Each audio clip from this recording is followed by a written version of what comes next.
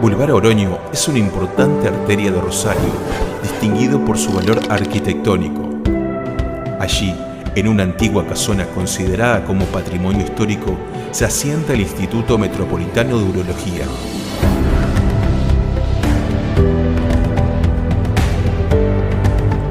Primer instituto privado de urología multidisciplinario de la región. Hoy, con amplias inversiones en infraestructura y tecnología de alta complejidad, el Instituto Metropolitano se posiciona como un centro médico de excelencia, destacado por la calidez humana, diagnóstico certero, el valor de la ética y la confianza, el profesionalismo médico.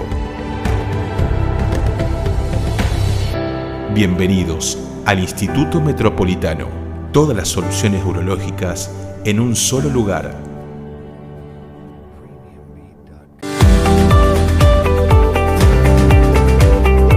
Desde la ciudad de Rosario, provincia de Santa Fe, República Argentina, el Instituto Metropolitano de Urología y Laboratorios Gador les da la bienvenida a todos los profesionales al Simposio Internacional Manejo de la Patología Prostática en la Nueva Normalidad. Rosario, 23 de septiembre del 2020.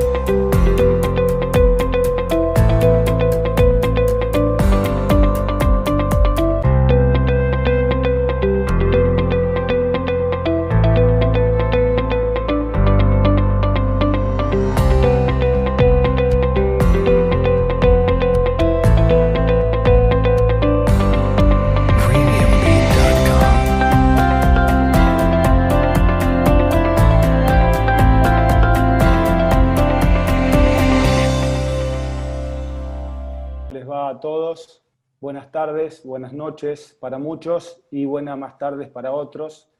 Queridos amigos, gracias por estar desde la ciudad de Rosario, cuna de nuestra bandera argentina, y para todos los hermanos latinoamericanos, muchas gracias.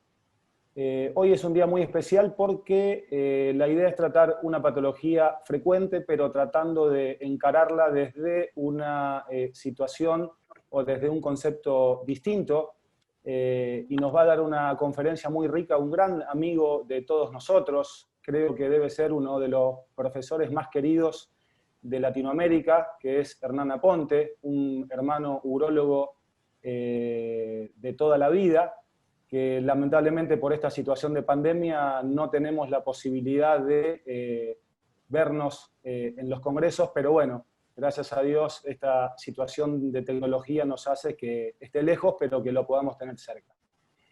Bueno, sin más presentación, la idea inicial es que la doctora Pilluan dé una introducción y una presentación inicial sobre el tema de la patología prostática, y luego Hernán va a exponer perfectamente todo lo que él nos quiere decir. Les agradezco nuevamente, agradecidos al Laboratorio Gador, por el apoyo en este cuarto encuentro que llevamos realizados, y sin más los dejo con los expositores.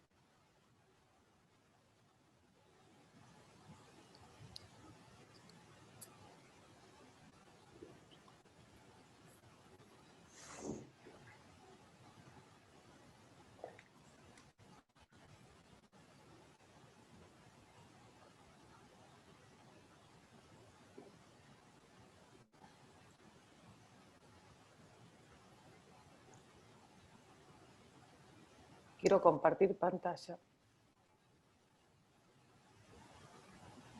A ver. ¿Estamos? ¿Se escucha? Bueno, muy buenas noches, muy buenas tardes, bienvenidos Ya la presentación la hizo Martín. Doy gracias a Dios por esta oportunidad que tenemos hoy de compartir esta conferencia y de recibir a Hernán Aponte, que para nosotros realmente es algo, digamos, muy satisfactorio. Y simplemente yo voy a hacer una breve introducción porque todo el protagonismo lo va a tener el colega. ¿Cuál es el impacto del LUTS en la nueva normalidad? Esto es un poquito lo que vamos a ir hablando concatenadamente con lo que va a hablar el doctor Aponte. Y yo les voy a nombrar 6 razones que hacen importante este tema. Son 6 razones. Estas son razones que yo pensé, pero que la podemos dilucidar después. La primera, que el mecanismo de envejecimiento morfológico y fisiológico involucrado hace también desarrollo de pacientes con LUTS en el paso del tiempo. Y sin ir más lejos, vamos a ver que el trastorno para dormir, la nocturia, es uno de los síntomas más importantes que impactan la calidad de vida. La edad biológica y la edad cronológica de los pacientes no es la misma, por más que hoy la cosmética haga que estos pacientes se crean jóvenes. Pero si vemos estas 2 líneas con las cuales nosotros podemos llegar a una etapa de la vida, vamos a ver que a veces ese ovillo hace que las etapas de la vida uno llegue con características diferentes. ¿Y qué les quiero decir con esto? El impacto de la nocturia en la calidad de vida en los pacientes mayores de 60 años hace que estos pacientes tengan una calidad de vida, sobre todo cuando tengan que levantarse de noche y no puedan reincorporarse en sus trabajos o en sus jubilaciones al otro día. Nocturia, trastornos del desarrollo del sueño, trastorno de calidad de vida. Este estudio epidemiológico multicéntrico transversal en pacientes con LUTS mayores de 60 años, con UI-PCS mayor de 13, logró estos datos, que los pacientes con nocturia frente a los pacientes sin nocturias, fíjense, 30% versus 4%, se observó que los pacientes con nocturia manifestaron despertarse por la noche un mayor número de ocasiones, obviamente que los pacientes sin, con un P significativo de 0,001, cuestión que condiciona severamente la calidad de vida y la actividad laboral al otro día, al día posterior. Y si vamos a los cuestionarios, los psiquiatras utilizan un cuestionario que se llama cuestionario Oviedo, es un cuestionario que evalúa la calidad del sueño. Ellos vieron que la sensación de cansancio, preocupación o disminución del funcionamiento sociolaboral por no haber dormido la noche anterior es del 82% que duerme mejor, que son los pacientes sin nocturia, versus un 33% los pacientes con nocturia. Segunda razón, la expectativa de vida en el 2050, vamos a ver que los mayores de 60 años prácticamente son el 25,3% de la población, en detrimento del crecimiento de la población joven, o sea que vamos a tratar estos pacientes. Y a medida que transcurre la edad, nosotros, los pacientes, nos consultan por LUTS, pero nos consultan por disfunción eréctil. Y estas 2 patologías van un poco de la mano. Fíjense que los pacientes con LUTS tienen mayor riesgo de padecer disfunciones sexuales. Sí, este es un estudio de 1.834 hombres, o sea, es un estudio con un N muy considerable, donde el 71% de los cuales reportaron haber sido sexualmente activos, y las conclusiones destacan la importancia de evaluar la calidad sexual también en los pacientes con LUTS.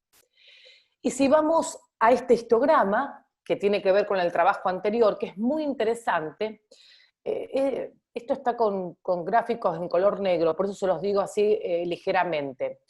Los trastornos que llevan por lo menos 3 trastornos, almacenamiento, vaciado y resensación de residuo postmiccional, o sea, los trastornos combinados, son más frecuentes en aquellos pacientes que tienen una disfunción sexual severa. Fíjense, en la abscisa está mediana, moderada, medianamente moderada, moderada y severa, que es la disfunción eréctil, y en la ordenada vamos a ver los grados de, digamos, de sintomatología de LUTS, sean unos o varios.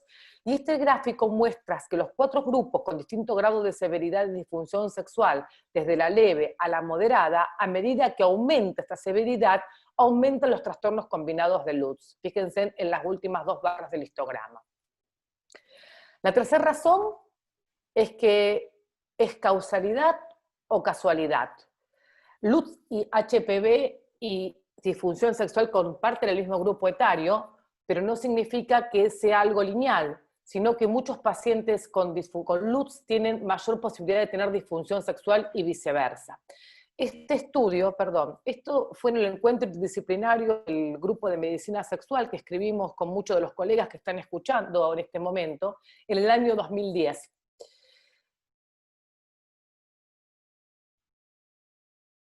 Cuarta razón, que existen muchas guías y muchos papers de la importancia de actualizar periódicamente la evidencia. Por eso queremos a este tema actualizarlo.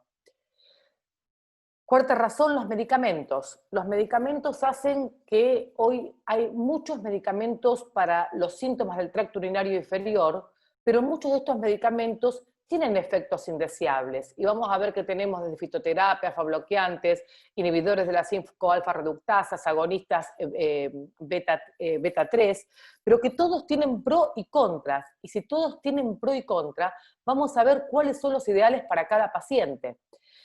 En las guías, en las últimas guías, que son las europeas, hay unas del 2017, me interesó decirles que incluyen 2 terapias de combinación, alfa bloqueantes más inhibidores de la 5-alfa reductasa, que esto nos va a desasnar el doctor Aponte. Que los antimuscarínicos y alfa bloqueantes tienen un nivel de evidencia 1B y un grado de recomendación B, que no es menor.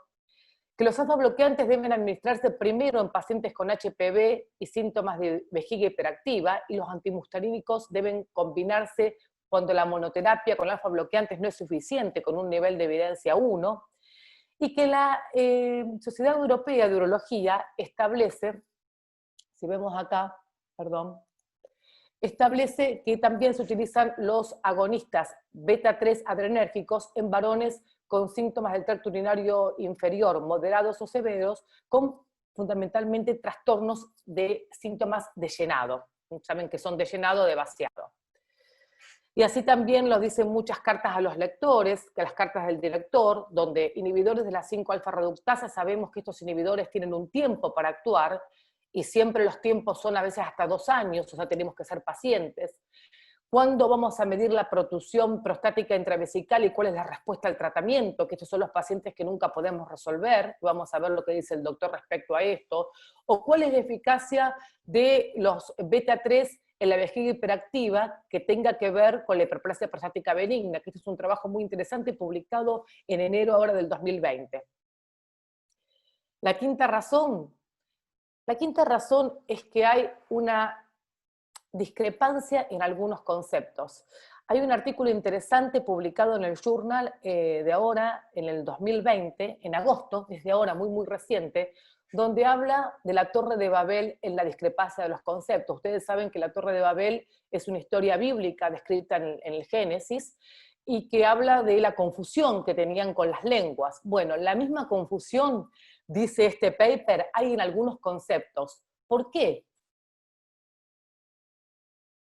Porque los síntomas del tracto urinario inferior, en el año 1994, surgieron como consecuencia de hiperplasia prostática benigna, pero ya sabemos que no tiene que ver con la hiperplasia prostática benigna solamente. Por eso hay una confusión. Hoy sabemos que el tracto urinario inferior es una unidad funcional integrada con repercusión sobre otros órganos, y que la edad, el índice de masa corporal, los factores cardiovasculares, los trastornos metabólicos y endocrinos también tienen que ver con esto. Y la sexta causa es que muchas veces nos equivocamos, por eso el doctor nos va a decir en qué nos estamos equivocando como urólogos. ¿Cuál es el equilibrio? Y sí, el equilibrio es siempre muy difícil. En la vida es difícil el equilibrio y en medicina también. Pero hoy tenemos un concepto de calidad de vida relacionada con la salud, de la Organización Mundial de la Salud, donde nos habla que la posición del paciente es muy importante, sobre todo con los objetivos que él considera importante para su vida. Tal es así que cuando hablamos de calidad de vida en urología, en la época de Aristóteles, estamos hablando de una época de antaño, ya se hablaba de esto, pero fue en el 90 cuando la urología tomó estos aspectos benignos, como puede ser la hiperplasia prostática o las disfunciones vesicales neurogénicas, como aquellas patologías benignas, pero que peor impacto producían en la calidad de vida de los individuos. Y este modelo biomédico, que nosotros siempre signo y síntoma, lo que vemos, lo que palpamos, lo que diagnosticamos, ya esto pasó a ser un modelo integral biopsicosocial con aspectos psicológicos y psicosociales que hacen que estos pacientes tengamos que evaluarlos no solamente ellos, sino también con el resto de la familia. Y este trabajo interesante publicado en el 2018 que habla de la medicina basada en la evidencia como la piedra angular de la práctica clínica y la experiencia y la pericia personal de los médicos que están a menudo limitados por varios sesgos de conocimiento. Por lo tanto, la medicina basada en la evidencia tiene la intención de mejorar este proceso para la toma de decisiones, recopilando y resumiendo la evidencia de todos los ensayos clínicos que sean bien diseñados y las guías clínicas internacionales. Fíjense que si miran esta gráfica, nosotros tenemos una enfermedad, por un lado, con etiología, diagnóstico, clínica, farmacología y algoritmos. Y por otro lado, a un paciente que tenemos que ver qué comorbilidades tiene, qué calidad de vida, qué contexto social y qué pareja, porque sabemos que los medicamentos también alteran la esfera sexual. Entonces tenemos una patología, un síntoma, un síndrome, por decirlo de alguna manera, que está dividido en lo que realmente nosotros vemos como médico y lo que ve el paciente. Los síntomas ya lo sabemos, que son de irritativos, de llenado, de vaciado. Estos son los que vemos siempre, y que tenemos esto que yo quiero destacar. El Mannequin Peace es la estatua que nos acompaña en el instituto, que bueno, para muchos los que tuvimos en el Congreso, en Bélgica esto lo vimos, pero ¿qué es lo que nos acompaña? El índice prostático o el score internacional de los síntomas prostáticos, que es la medición que nosotros tenemos para evaluar a estos pacientes, que esto es autorrellenado, o sea, esto es lo que no tenemos sin ningún tipo de clínica, tenemos este tipo de cuestionario. Hubo muchos cuestionarios, pero el cuestionario que nosotros utilizamos y que está validado en muchos idiomas es el IPCS. Y Lord Kelvin, que fue un británico, un físico, dice que cuando nosotros no podemos medir algo y expresarlo en número, nosotros conocemos poco acerca de eso, pero si lo podemos expresar de esa manera, nosotros podemos valorar un poco mejor. Y por eso, ¿cómo medimos los síntomas? Los medimos con fenómenos cualitativos, o sea, cómo me siento a fenómenos cuantitativos en cuanto lo mido. Y que estos cuestionarios tienen una validación, una prueba psicométrica, que está organizada, vamos a ver, en preguntas, en escalas, que tenga que tener confianza, validez y responsabilidad, que son las características estadísticas de todas las pruebas psicométricas. El puntaje internacional de los síntomas del score de próstata, ya los conocemos todos, nosotros lo hacemos autorrellenados, validados en muchos idiomas, esto hace mucho tiempo que está, y que el paciente responde a 7 preguntas, de las cuales nosotros le damos el puntaje. Y siempre tenemos un semáforo en rojo, paciente que necesita un tratamiento, moderado que lo tenemos que evaluar, y leve para controlar. ¿Qué pasó con este índice internacional? Este índice internacional que evalúa vaciado y llenado, agregó una pregunta, que es la pregunta de la medición de la calidad de vida, que es la última pregunta. Dice, si usted tuviera que vivir toda la vida orinando de esta forma, ¿lo haría como hasta ahora o cómo se sentiría? Este cuestionario tiene validez, tiene fiabilidad y tiene sensibilidad. Yo creo que nosotros como profesionales lo podemos tener para el autorrelleno, inclusive a veces en la sala de espera. Cuando empezó este cuestionario yo me acuerdo que era para validar medicación, ahora es para validar la sintomatología en general.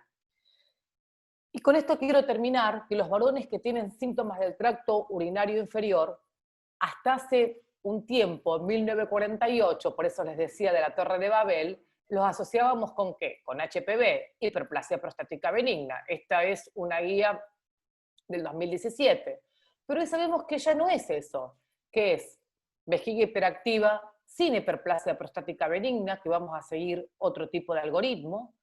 Podemos ver que puede ser nocturia predominantemente, o poliuria nocturia, que es otro tipo de guía, u otros trastornos. Por eso que el síntoma del tracto urinario inferior, o llamado LUTS, tenemos que evaluarlo fuera y dentro del contexto de hiperplasia prostática benigna. Por eso las guías de la EUL tienen en cuenta más los síntomas y la gravedad de los mismos, enfatizando en la existencia o no del llenado predominantemente y de la poliuria nocturia. Ahora, ¿cómo manejamos nosotros esto? ¿Lo sabemos manejar? ¿Tenemos dudas o hacemos lo mismo con cada uno de los pacientes? Para esto voy a dejar al doctor Aponte, que nos va a desasnar en cuanto nos estamos equivocando. Muchas gracias. Bueno, muchas gracias, Malén. Te escuchamos, Hernán, cuando quieras. Bueno, lo primero es agradecerte por tener esta oportunidad, por ver a viejos amigos, a profesores que han estado conmigo y agradecerte por esta invitación donde vamos a hablar de un tema que es la base en la urología. Nosotros trabajamos y gran parte de nuestro trabajo es manejar los pacientes con hiperplasia prostática benigna. Bueno. Mis conflictos de interés. Ahora con la pandemia, cuando empezó en Colombia, empezamos el periodo de cuarentena hace 6 meses. Estuvimos 6 meses encerrados y no me pude resistir al principio utilizar mi máscara de los médicos del medioevo cuando tenían la peste. Y con esta me fui un día al hospital. Pero yo no sabía que esto iba a ser peor. Cuando empezamos a operar con todas las medidas de seguridad, creo que fue realmente una tortura.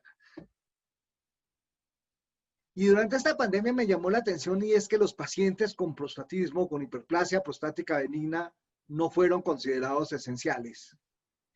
Y realmente, solamente aquellos que tenían próstata de pronto tenían alguna importancia, pero los que no tenían próstata y no tenían sonda, no tenían ninguna importancia en general y fueron relegados a un segundo plano.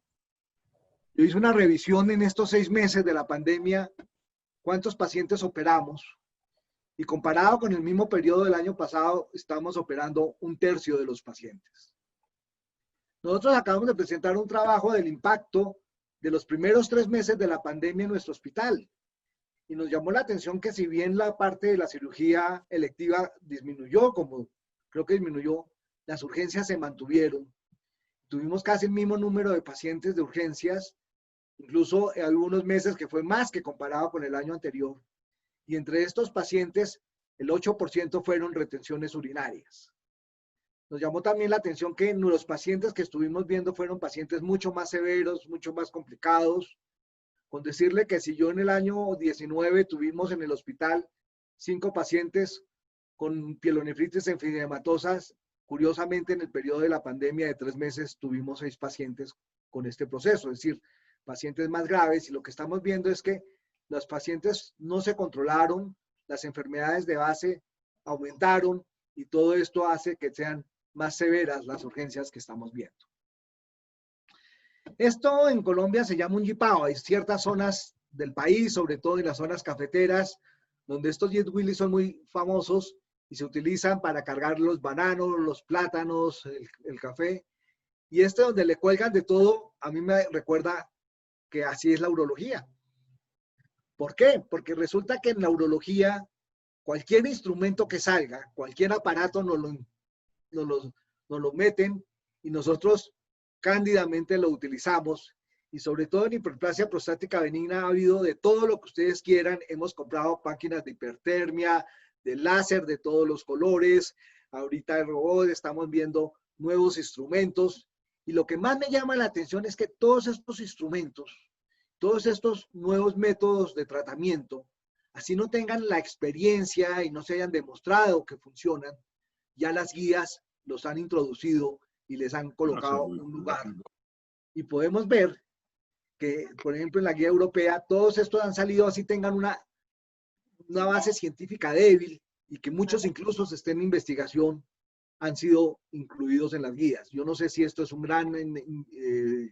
ha sido por la industria que ha hecho un fuerte lobby, pero realmente esto creo que es interesante de analizar. Entonces estamos hablando de qué es lo que estamos haciendo mal. ¿Por qué? Porque cuando estuvimos hablando y preparando esta conferencia, llegamos a una conclusión y es que muchos de los pacientes que nosotros operamos, así los operemos bien, no salen bien. No tienen los resultados que nosotros quisiéramos y los pacientes no tienen la satisfacción y quedan muchas veces con los mismos síntomas. Por ejemplo, este estudio muestra que el 61% de los pacientes sometidos a prostatectomía abierta no mejoran los síntomas en los primeros 6 meses.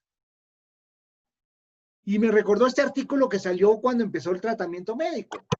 Este artículo que salió en el British Journal de Urología preguntaba en 1999 si con todos esos nuevos avances de la época, con todos nuestros tratamientos, la cirugía transuretral de próstata estaba aún justificada. Y es que sabemos que si los pacientes tienen ya un daño de la vejiga, por más que los operemos, sus síntomas, su flujo, no mejoran. Y ya como dijo Malén, hay unas cosas que afectan la calidad de la vida de los pacientes y probablemente la nocturia es uno de los síntomas que más molestan a estos pacientes.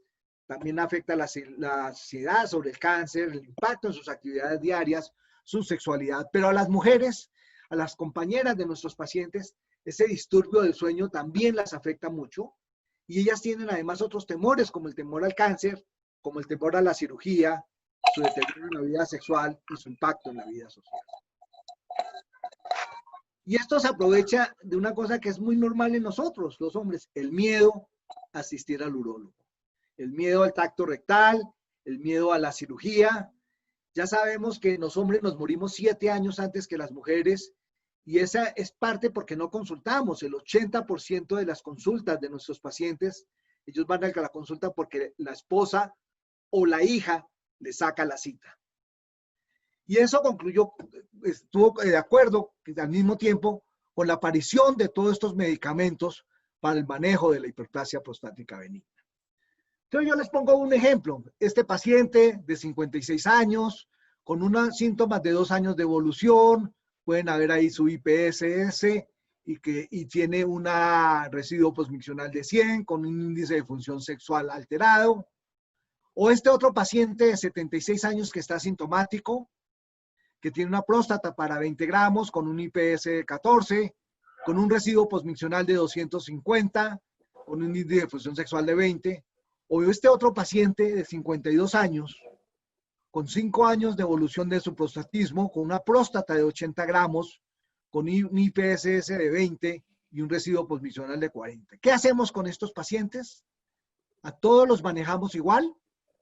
¿Qué dicen? ¿Qué estamos haciendo? ¿Qué estamos enseñando? Y me voy al libro básico de la urología, que es el Campbell. ¿Qué estamos enseñando en el Campbell? Ellos dicen, mire, a todos estos pacientes, denles tratamiento médico. Y si no funciona, mándelo al especialista o si tiene alguna complicación. Y cuando llegamos a donde el especialista, volvemos a hacer lo mismo, darles tratamiento médico. Y si ya con falla, ahí sí podríamos darle un tratamiento quirúrgico. Pero eso no solo lo dice el Campbell, que él dice las clínicas DICE, que de pronto son las más estructuradas, dice lo mismo. Solo lo remitimos si no funcionan los tratamientos y cuando el tratamiento conservador falla, ahí lo llevamos a cirugía. Y vemos que en los flujogramas la cirugía es la última alternativa de todos estos pacientes. Lo mismo dice la guía europea, lo mismo dice la guía americana. Y la guía americana me llama la atención porque dice, la cirugía solo está recomendada ¿cuándo? Cuando el paciente entra en insuficiencia renal. Yo me he preguntado por qué tenemos que esperar a que los riñones se dañen secundario a la hiperplasia para poder operarlos. Cuando tiene una retención urinaria, pero refractaria. O infección urinaria, pero a repetición. Cuando tiene cálculos, cuando tiene una hematuria también a repetición, o cuando es refractario al tratamiento médico o no hay posibilidades de usar otra terapia. Y todos sabemos que el tratamiento médico es temporal. Yo en mi experiencia tengo que yo ya me he puesto un límite y yo ya sé que a los 5 años de un tratamiento médico, la gran mayoría, por no decir el 100% de los pacientes, ya están operados. Y este estudio que hizo el doctor Jaime Díaz en la Universidad Javeriana en pacientes que recibieron tratamiento médico en 2 hospitales, un hospital del sistema de salud de la policía en el cual le dan todas las drogas y otro que a veces los pacientes tienen que comprarlas, vimos que el abandono de esta terapia es entre el 40 y el 60%. Pero lo que más me llamó la atención de este estudio es el tiempo de abandono de los tratamientos, que es alrededor de los 4 meses. Y la gran mayoría es porque o son tratamientos muy costosos y al paciente le toca comprarlos, o muchas veces el sistema no se lo da adecuadamente. ¿Y cuál es el impacto de este tratamiento en la terapia, en la cirugía? Y este estudio de hace ya 20 años decían que esos pacientes tenían un mayor índice de retención urinaria y un mayor índice de hidronefrosis. Pero este estudio, que es más bien reciente, hace unos 5 años, en Canadá, dijo que los pacientes que estamos operando hoy en día son pacientes de mayor edad, son pacientes que tienen más comorbilidades, son pacientes que tienen muchos antecedentes de tromboembolismos y por los cuales están anticoagulados, los parámetros de micción son más anormales y las próstatas son mucho más grandes de lo que se operaba antes. Entonces, si tomemos todos estos factores que afectan la calidad de vida, centrémonos en uno de la sexualidad. Y es que los pacientes tienen miedo que si los operamos les altere su función eréctil.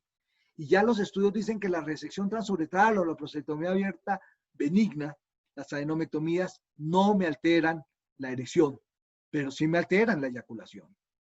Y si vemos la resección con monopolar o bipolar, los resultados realmente son muy similares, tanto en los resultados de la cirugía como en los resultados acerca de la función eréctil, en donde solamente hay un grupo que se puede deteriorar y realmente no es relacionado con la cirugía, sino probablemente con sus comorbilidades.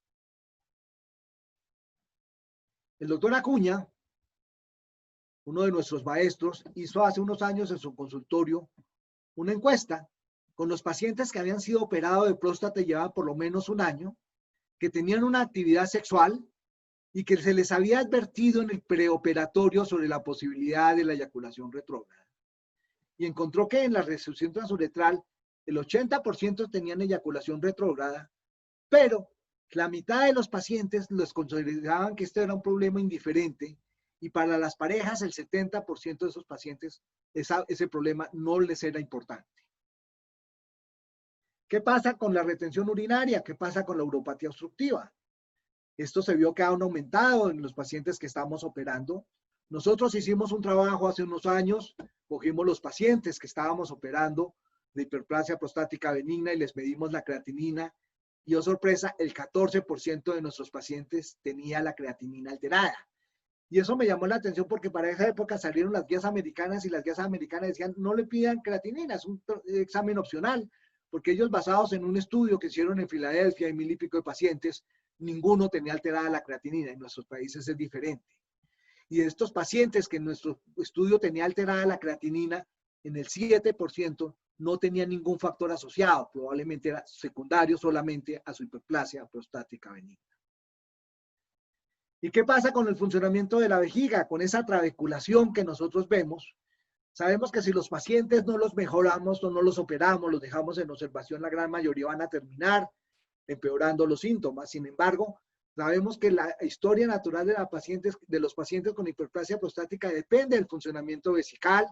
Si la vejiga está funcionando, el paciente está compensado, mejora los síntomas, pero llega un momento y se descompensa el paciente, empeoran los síntomas, vuelve otra vez a compensarse, y así se mantiene hasta que se daña la vejiga, y a eso necesitámosle que le des una vejiga de pacientes ya con edad, que tiene un detrusor añoso, que probablemente tenga alguna alteración neurológica, y ya hay una enfermedad primaria de la vejiga, y esto aumenta los síntomas.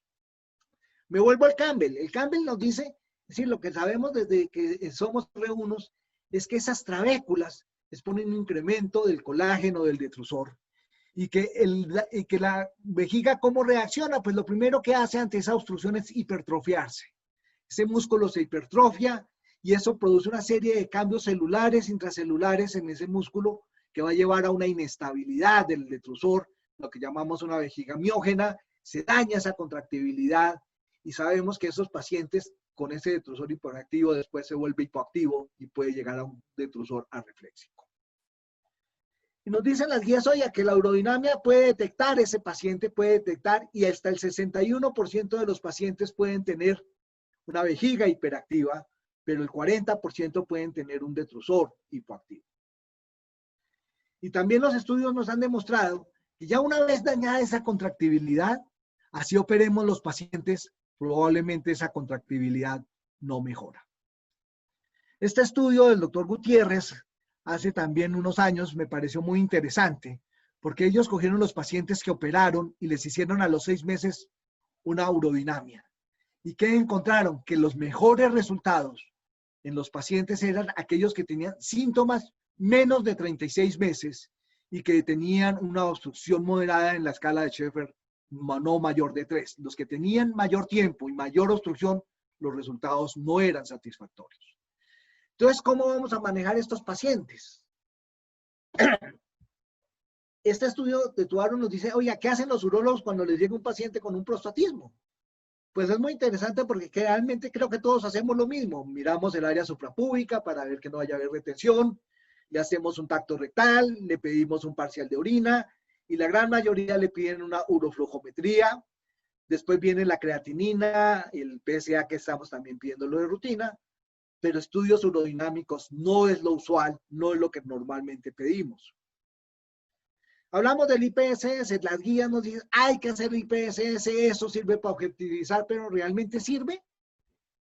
Mire este estudio donde miraron los diferentes métodos diagnósticos para ver si nos predecían o nos decían si había obstrucción de la salida de la vejiga, había prostatismo, y mírese que ellos dividieron el IPS en mayor de 20 o en mayor de 14, ¿y qué encontraron? Que la sensibilidad y la especificidad no eran muy buenas. Y una cosa que llama el coeficiente de probabilidad que nos sirve para determinar si el paciente está con el diagnóstico o está excluido del diagnóstico, y cuando es cercano al 1 es que es muy malo las pruebas, y mírense que la IPS es realmente malo para predecir esto. Y si miramos los síntomas como el goteo o la misión intermitente, también no nos define si el paciente está o no está obstruido. Por lo tanto, en esta parte de la historia clínica, no nos aporta mucho para el diagnóstico de obstrucción de la vejiga. Y sabemos que cuando el IPS es 0 a 7, es decir, está casi normal, el 51 de los pacientes puede estar obstruido, y cuando el paciente tiene un IPS muy severo, el 63% solamente está obstruido y un 37% puede no estar obstruido. ¿Qué pasa con el tacto rectal? El tacto rectal hoy en día lo están cuestionando mucho. Yo creo que sigue siendo muy importante porque a mí me da una sensación y yo hago el tacto rectal y es lo que me dice a mí si lo puedo operar por vía endoscópica o lo puedo operar por vía abierta. Ese es el examen que a mí me da esa seguridad para elegir la vía de elección. Sin embargo, sabemos que en cáncer de próstata, la gran mayoría hoy estamos diagnosticando T1C donde el tacto rectal es normal. En un estudio que nosotros hicimos, encontramos que cuando el urólogo hace el tacto rectal y dice, oiga, este paciente tiene un T3, es un T3. En eso hay una buena correlación. Entonces, si queremos mirar, sobre todo en próstatas grandes, el tamaño, probablemente hay otros métodos mucho más efectivos como el ultrasonido, la resonancia, el TAC, incluso la cistoscopia nos puede ayudar a definir eso. Pero ¿qué pasa? El volumen puede ser un predictor de retención urinaria aguda y tiene una sensibilidad del 72%, pero de una mala especificidad, es decir, una baja precisión del diagnóstico. Pero en este examen es interesante, en este estudio, porque cuando vieron que los pacientes tienen una próstata mayor a 60 centímetros, tiene una mayor incidencia en los próximos 4 años de hacer retención urinaria. Y también miraron la relación con el PSA y vieron que cuando había un PSA mayor de 3, también había una mayor incidencia de retención urinaria con una sensibilidad y una especificidad inclusivemente mayor que solo el volumen. Por lo tanto, el PSA es un predictor de tamaño, es decir, hay una correlación entre el PSA y el tamaño de la próstata, y también hay una predicción, un predictor entre la progresión de la enfermedad. Tenemos que un PSA de 1.4 es un predictor de retención urinaria, y es un predictor de cirugía, y tiene un valor predictor positivo del 68%. ¿Qué pasa con la uroflojometría? Los análisis de la uroflojometría poniéndole un punto de corte por debajo de 10 mililitros del segundo nos da una sensibilidad y una especificidad moderada, porque sabemos que es un examen no invasivo que nos dice si está normal o anormal, pero no diferencia la obstrucción de la hipocontractibilidad, y este examen está influenciado por el volumen miccional. El residuo postmiccional puede ser, es decir, tener un residuo postmiccional alto no nos dice si está obstruido, puede ser que tenga una vejiga hipocontráctil. Y el gran problema de este examen es que tiene una gran variabilidad de TESA-RT, es decir, un día tenemos un alto volumen y a ese mismo paciente el otro día le hacemos el mismo y le midamos el volumen, puede ser muy diferente. Ya en estudios grandes como el MEP2 o el ALDES nos dicen que un alto residuo postmiccional tiene un mayor riesgo de prostateyección, tiene un mayor riesgo de retención urinaria, pero es un pobre predictor de obstrucción. La cistoscopia hace 30 años era un examen de rutina en todo paciente que hacíamos con hiperplasia prostática benigna. Hoy no es un examen de rutina, solo lo hacemos en pacientes que tienen hematuria, que tienen una próstata probablemente de tamaño normal al tacto para descartar una patología uretral, para diagnosticar cáncer de vejiga, y en aquellas próstatas que no podemos palpar porque son muy altas, de pronto nos ayuda a elegir la vía. Pero una cistoscopia normal, el 15% de los pacientes estaban obstruidos, y en un paciente con trabeculación severa, en el 8% no estaban obstruidos. ¿Qué pasa con métodos diagnósticos no invasivos como el ultrasonido? Y ahí tenemos 3 medidas, que es el índice de protrusión prostática, la medición del espesor de la pared vesical y la medición del espesor del detrusor. El índice de protrusión prostática es muy interesante, nos mide básicamente, nos muestra el lóbulo medio, y se mide si es un grado 1, que es una protrusión menor de 5 milímetros, el grado 2 de 5 a 10 y el grado 3 de más de 10 milímetros, se hace en el corte sagital y se hace, puede ser con un ultrasonido abdominal o transrectal, con una capacidad vesical entre 150 y 250 milímetros. Realmente, para diagnosticar obstrucción tiene una sensibilidad y una especificidad moderada, pero lo importante es que si usted tiene un índice de protrusión prostática de más de 10 milímetros, es decir, un grado 3, tiene un riesgo relativo de hacer retención urinaria del 5.83%. Y si el paciente tiene una retención urinaria y le quitamos la sonda, solo el 18% de estos pacientes lograrían micción. En cambio, si el índice de protrusión es menor de 10 milímetros, probablemente el 80% de los pacientes logran orinar. También nos ayuda en la terapia médica, porque cuando el índice es mayor de 10 centímetros, la probabilidad de que estos pacientes terminen en citología o sin retención urinaria es del 71%. Si es menor de 10, solamente del 10%. Este ya es un artículo viejo del siglo pasado, donde nos medían qué importancia tiene medir el espesor del volumen de la pared vesical, y tomaron como límite 5 milímetros en una capacidad de 150, y vieron que la sensibilidad era muy regular, pero la especificidad era bastante buena. Entonces miremos otra medida, que es la medición del espesor del detrusor. Y en esto miraron que la gran mayoría lo midan en 2 milímetros. La especificidad sigue siendo muy buena y la sensibilidad es aceptable. Pero si medimos que sea más de 2.9, es decir, más de 3 milímetros ese espesor, pues tenemos una gran especificidad. Y podríamos concluir que los pacientes que tienen una medición del espesor del detrusor mayor de 3 milímetros siempre se está asociando a obstrucción del tracto urinario de salida. ¿Qué tenemos con este problema, con este estudio? Primero, que depende del volumen vesical. Segundo, no hay unos estudios que nos mandan una confiabilidad inter o intrarrespiratoria. Y tercero, que faltan datos de reproductibilidad de estos estudios. Y por último, ¿qué va a hacer con un paciente? ¿Por qué hacer urodinamia de los pacientes? Y la primera cuestión es que todos estos estudios, ¿qué lo está diciendo? Es que hay una pobre correlación entre el tamaño prostático y la obstrucción, y las clínicas y la obstrucción. Hay una pobre correlación entre las pruebas no invasivas y la obstrucción y la hipocontractibilidad. Tal vez la urodinamia es la única forma objetiva de evaluar esa obstrucción del tracto urinario y valorar la contractibilidad del detrusor. Mirar, y nos podría dar una indicación más objetiva de cuándo operar estos pacientes. Nos puede decir cuál es el desenlace de la cirugía, y obviamente en todas las guías de práctica clínica está indicada. Entonces, ¿cuándo solicitar la urodinamia?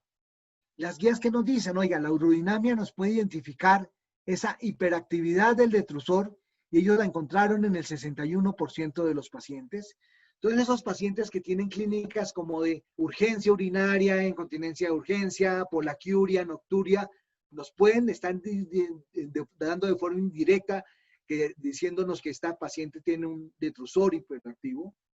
También nos puede decir que hay una vejiga con falta de contractibilidad, pero ellos siempre dicen, oiga, esto es un examen invasivo, es un examen que puede molestar al paciente. Ya hay estudios donde dicen que si usted le explica al paciente adecuadamente qué le van a hacer, estas molestias disminuyen. Y debido a eso, solamente lo seleccionan algunos pacientes. Las guías NICE dicen, oiga, cuando usted vaya a operar al paciente, hágale una urodinamia, porque esta urodinamia nos precisa el diagnóstico y nos identifica potenciales complicaciones en el momento o en el posoperatorio. Y básicamente encontramos que reduce el número de pacientes insatisfactorios en los resultados de la cirugía al poder explicar qué está pasando o qué vamos a esperar.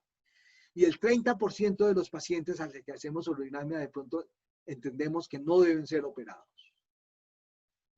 Nosotros revisamos en el 2016 100 pacientes consecutivos a las cuales les hicimos cirugía de próstata y encontramos que las indicaciones pues, son las que dicen las guías: retención urinaria, infección urinaria, el 15% ya tenían una uropatía obstructiva, 4 tenían cálculos y el 24% porque no respondían a los tratamientos. La gran mayoría de nuestro servicio fueron cirugías transuretrales. Y la edad del promedio de los pacientes es una edad de 67 años. Hace 20 años la edad promedio eran alrededor de los 50 y pico, pero ha aumentado. El tamaño de la próstata de que estamos operando es alrededor de los 50 gramos. Y la creatinina, aunque varía de 0,8 a pacientes con insuficiencia renal, era de 1,6, pero 6 pacientes de este grupo tenían insuficiencia renal crónica.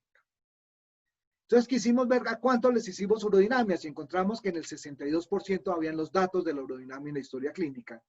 ¿Y qué me llamó la atención? Que de este grupo solo el 16% de los pacientes tenían un detrusor normal. El 50%, es decir, la mitad, de acuerdo con lo que dice la literatura, tenían un detrusor hiperactivo, pero el 43% ya tenían alteración de la contractibilidad de ese detrusor. Entonces, si nosotros hacemos la urodinamia, nos podríamos definir qué hacer con estos pacientes y decirle, por ejemplo, esta urodinamia, que es una urodinamia esencialmente normal, probablemente este paciente podríamos mantenerlo en tratamiento médico. Este otro paciente, si vemos, mire, está empezando a dañarse el detrusor, tiene un detrusor hiperactivo, yo creo que este paciente es el paciente que hay que operar lo más pronto posible, porque los resultados de pronto pueden recuperar esa función. Pero mire este paciente, tiene un detrusor muy malo, la contractibilidad está muy dañada.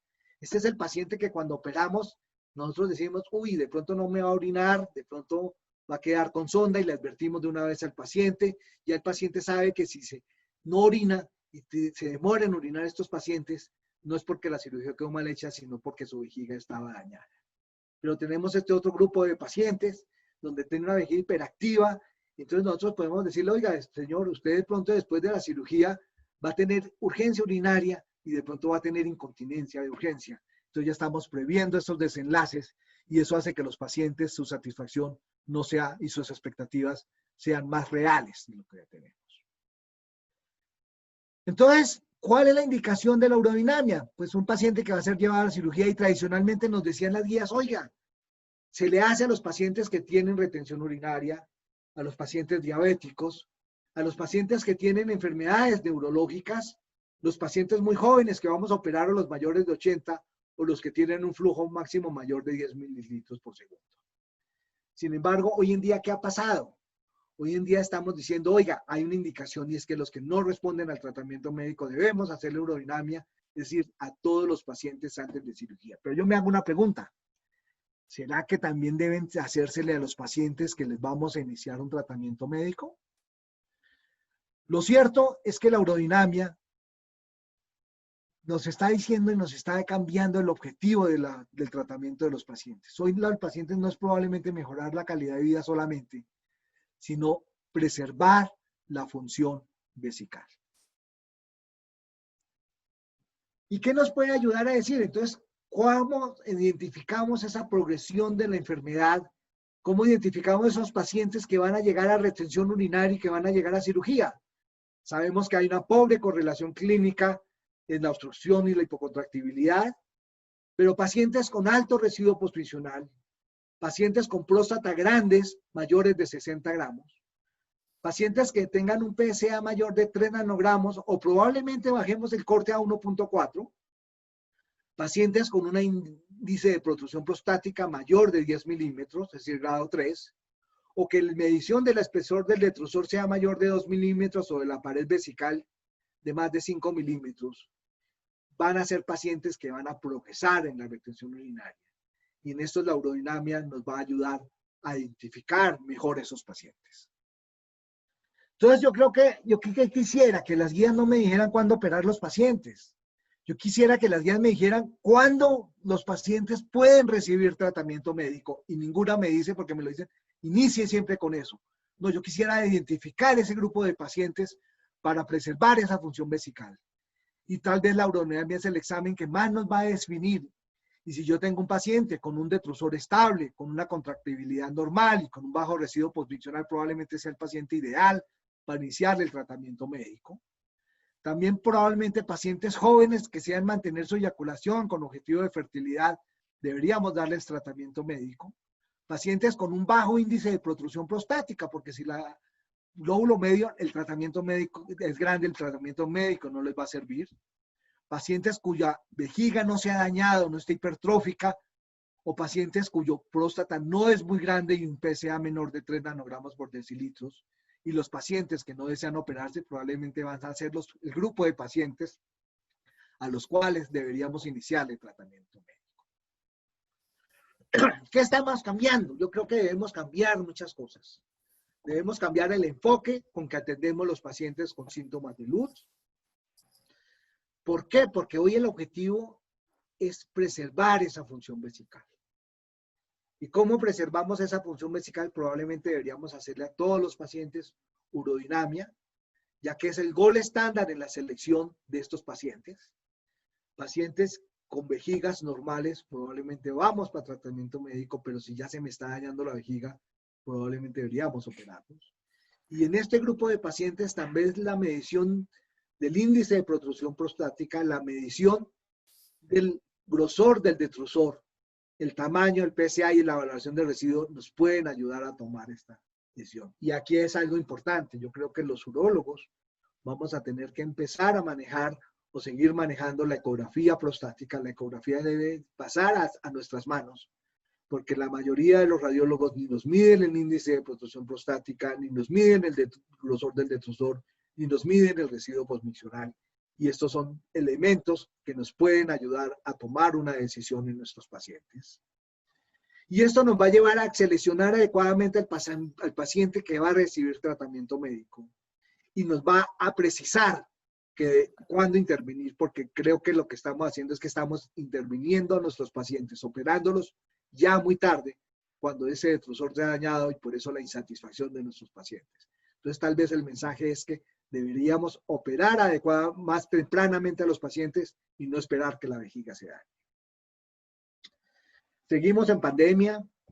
Esta pandemia va a ser para mucho tiempo. Yo creo que va a ser para 1 o 2 años. La gripe española duró 3 años. No sé si en 100 años hemos mejorado algo nosotros, pero nos ha enseñado muchas cosas. Tal vez nos ha enseñado a cambiar nuestras prioridades, a replantearnos qué es lo importante en nuestras vidas, a reconocer el trabajo de las personas, de los trabajadores esenciales. Creo que ya para nosotros es mucho más importante un auxiliar de enfermería que está manejando, nos está ayudando a manejar esos pacientes con el COVID. Son muy importantes las personas que hacen esos aseos en los hospitales para evitar que esa infección se disemine. Es muy importante la persona que nos está llevando los alimentos a la tienda, el repartidor de alimentos, el tendero, el que maneja los servicios públicos, el que limpia las calles.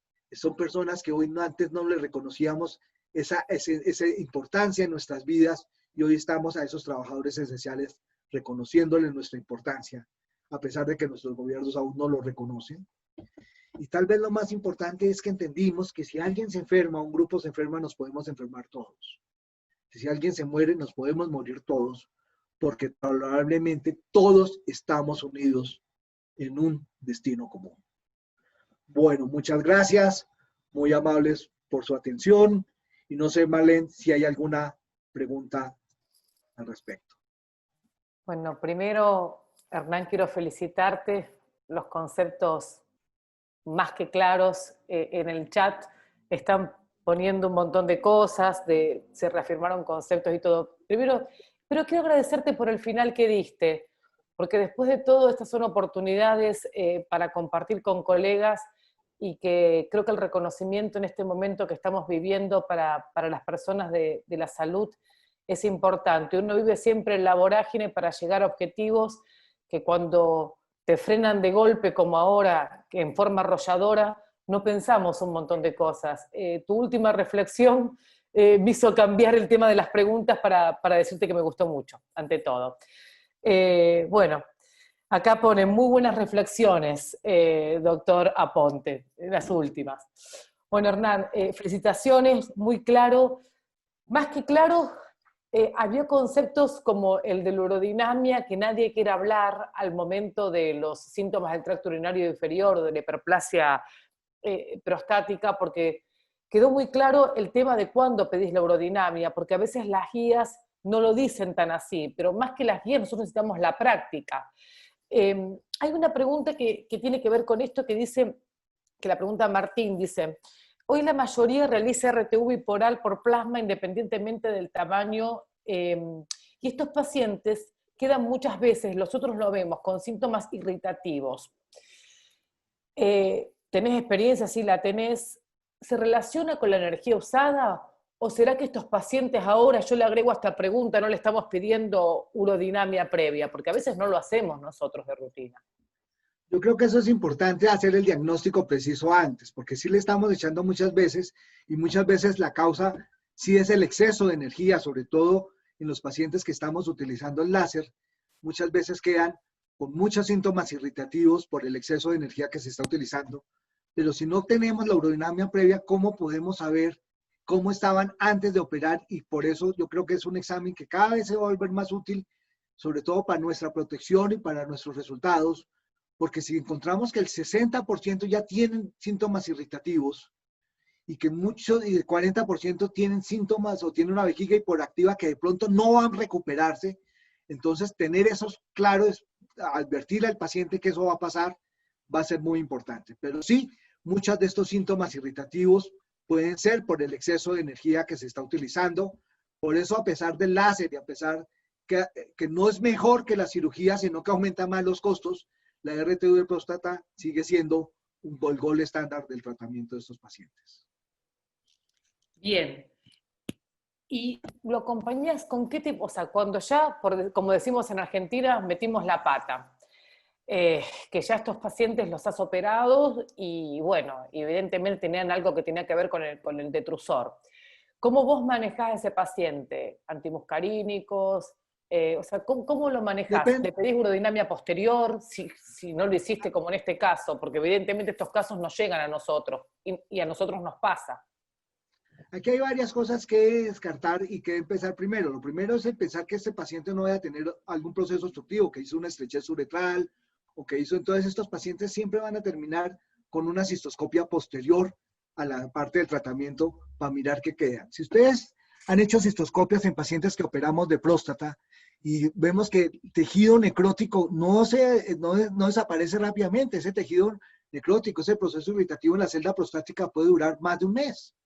Entonces, estos pacientes tenemos que mirar e individualizar qué les está pasando. Si son pacientes a los que se les hizo láser y creemos que es por el exceso de energía, estamos utilizando probablemente corticoides, ciclos de corticoides de 8 o 15 días para mirar y manejar esos pacientes, y muchos con eso mejoran. Pero si son pacientes que tienen una irritación, probablemente por una urodinamia, yo al principio no les hago urodinamia, espero, porque esa irritación nos va a cambiar la urodinamia, pero sí podríamos hacer alguna prueba con anticolinérgicos por algún tiempo, pero siempre les doy un espacio de por lo menos 1, 2 o 3 meses antes de iniciarlos. Bien, bien. Otra pregunta que tiene que ver, vos hiciste mucho hincapié en el índice de protrusión prostática, que nosotros, no sé, por ahí te hablo de la experiencia, pero digamos, pueden coincidir muchos que los ecografistas, o sea, acá sí el ecografista mide el residuo postmiccional, pero este índice tan así, tan milimétrico, con 10 milímetros, no lo hacemos acá de rutina. Acá la ecografía generalmente la hace un ecografista, no siempre la hace el urólogo. Pero, ¿qué opinión te merece, por ejemplo, porque nosotros le llamamos a esto vulgarmente un lóbulo medio? En estos pacientes, vos comenzás con algo de tratamiento médico, porque fue muy claro cuando dijiste, pacientes con este índice, hay un porcentaje que hace retención aguda de orina. Eso fue muy claro. Ahora, cuando nosotros conocemos el ángulo, si lo conociésemos, ¿en qué paciente vos intentarías un tratamiento médico? Porque sabemos que la respuesta nunca es favorable con el lóbulo medio o con el índice de protrusión prostática. El tratamiento médico no es muy beneficioso. Sobre todo cuando hay, acá me dice Martín, pacientes jóvenes. En este grupo de pacientes, probablemente si yo les hiciera un tratamiento, los iniciaría con un inhibidor de la alfa-5 reductasa, porque los bloqueadores alfa no van a funcionar en ese grupo de pacientes. Bien. Entonces, ese grupo de pacientes los iniciaría con este tipo de tratamiento, pero yo ya les advertiría y les diría que este grupo de pacientes terminan lamentablemente en cirugía y terminan rápidamente en cirugía porque el lóbulo medio va a ser un factor obstructivo mucho mayor. Yo siempre les digo a los pacientes y les pongo un ejemplo, y es que si usted tiene una manguera y la cierra así, pues tapa, pero si la cierra así, es mejor y funciona menos y obstruye más. Y eso es lo que está pasando con el lóbulo medio. Entonces, estos pacientes con lóbulo medio, entre más grande, más rápido terminan en cirugía. Bien, sí. O sea, hay algunos trabajos que hablan de esto, que se intente ese tratamiento médico, pero bueno, los beneficios no son los mejores. Bueno, no sé si hay alguna pregunta más. Te quiero contar un poco que estoy en el chat, Hernán, y bueno, son todas felicitaciones para tu charla, muy claros, que aclaraste conceptos. Y yo siempre digo algo, lo corto y bueno 2 veces bueno, porque a veces los webinars son muy extensos y está bueno tener estos conceptos que no son básicos, que son conceptos que ya están procesados y masticados, que no son guías, que son experiencia. Así que, bueno, quiero agradecerte.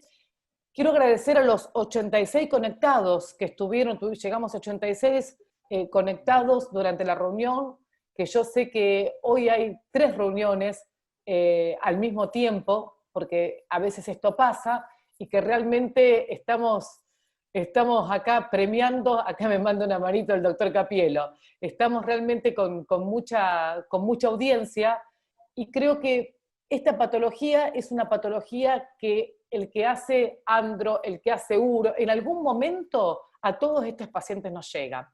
Así que quiero agradecerte nuevamente, quiero agradecer no solamente a los argentinos, sino que tenemos conectados, no quiero dar nombres, gracias a Cleveland que está conectado también, o sea, de Panamá, de Perú, a Edwin, tenemos conectados de mucho Sudamérica, a todo tu equipo de residentes que sé que debe estar, o algunos de los colegas tuyos, y bueno, Dios mediante, esperamos encontrarnos en otro webinar virtual de Instituto Metropolitano.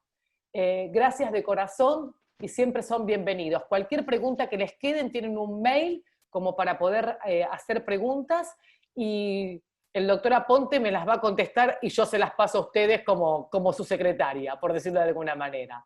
Así que bueno, nada más y muchas gracias. Muchas gracias. Es todo, Hernán, es todo felicitaciones para vos.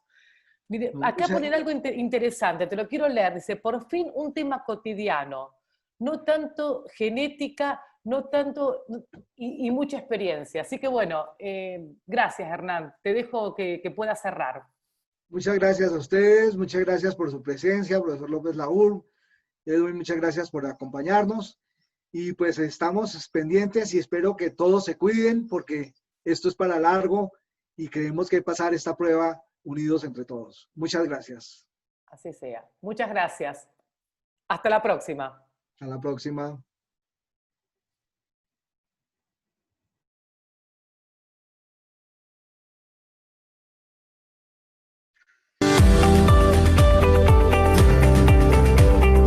Desde la ciudad de Rosario, provincia de Santa Fe, República Argentina, el Instituto Metropolitano de Urología y Laboratorios Gador